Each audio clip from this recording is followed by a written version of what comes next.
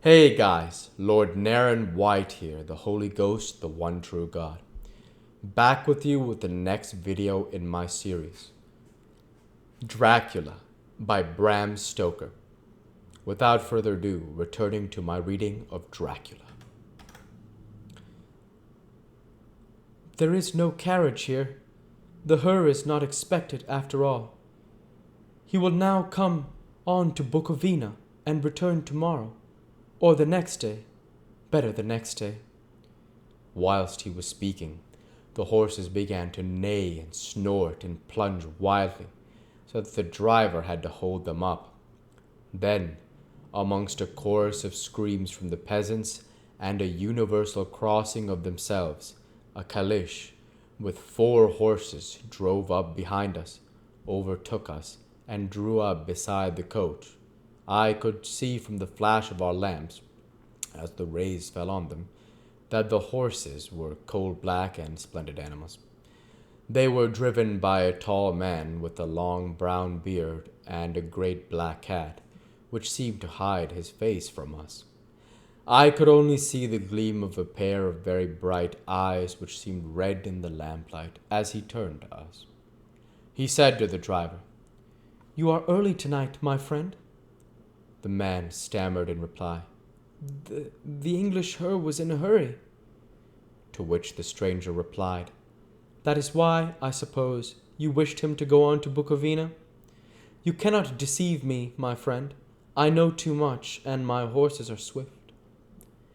As he spoke, he smiled, and the lamplight fell on a hard-looking mouth, with very red lips and sharp-looking teeth, as white as ivory. One of my companions whispered to another the line from Burger's Lenore. Den die Toten reiten schnell, for the dead travel fast. The strange driver evidently heard the words, for he looked up with a gleaming smile. The passenger turned his face away, at the same time putting out his 2 fingers and crossing himself. "Give me the her's luggage," said the driver, and with exceeding alacrity my bags were handed out and put in the caleche. Then I descended from the side of the coach, and the caleche was close alongside, and a driver helping me with a hand which caught my arm in a grip of steel. His strength must have been prodigious. Without a word, he shook his reins, the horses turned, and we swept into the darkness of the pass. As I looked back, I saw the steam from the horses of the coach by the light of the lamps, and projected against it the figures of my late companions crossing themselves. Then the driver cracked his whip and called to his horses, and off they swept on their way to Bukovina. As they sank into the darkness, I felt a strange chill and a lonely feeling come over me. But a cloak was thrown over my shoulders and a rug across my knees. And the driver said in excellent German, "The night is chill, mein Herr, and my master, the Count, bade me take all care of you. There is a flask of Slivovitz, the plum brandy of the country, underneath the seat, if you should require it." I did not take any, but it was a comfort to know it was there all the same. I felt a little strangely, and not a little frightened.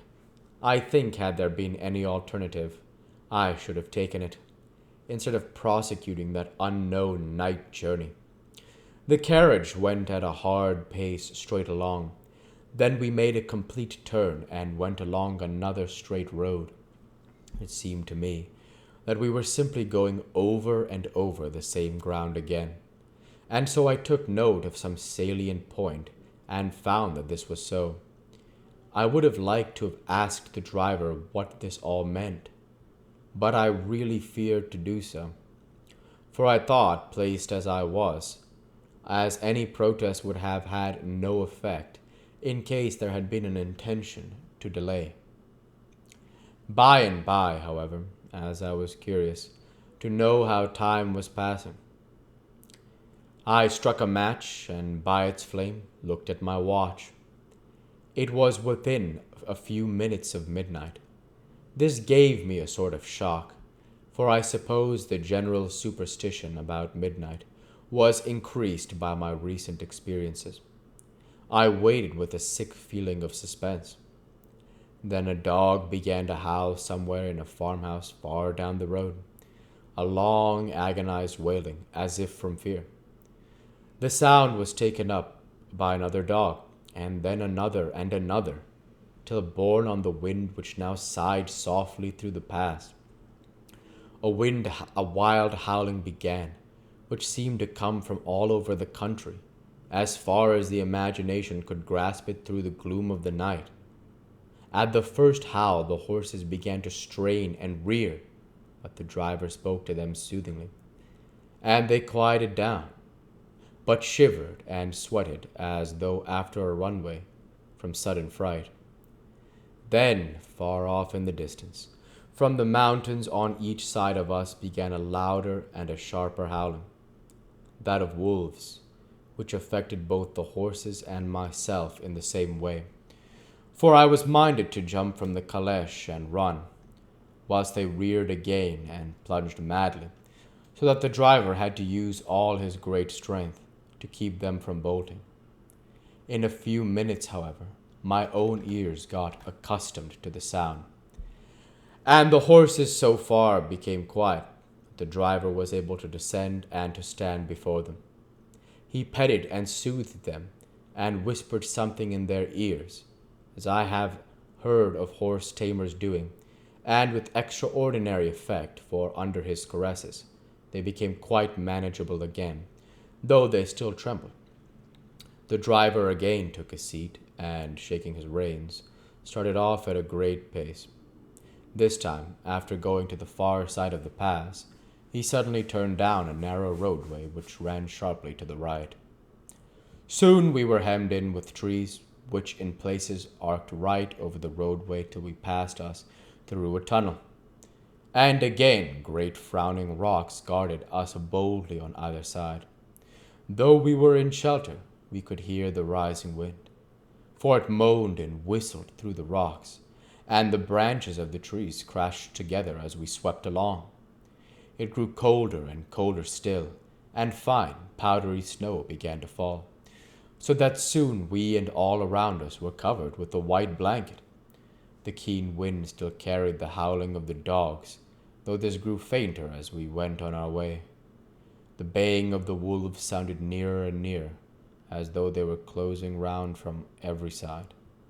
I grew dreadfully afraid, and the horses shared my fear. The driver, however, was not in the least disturbed.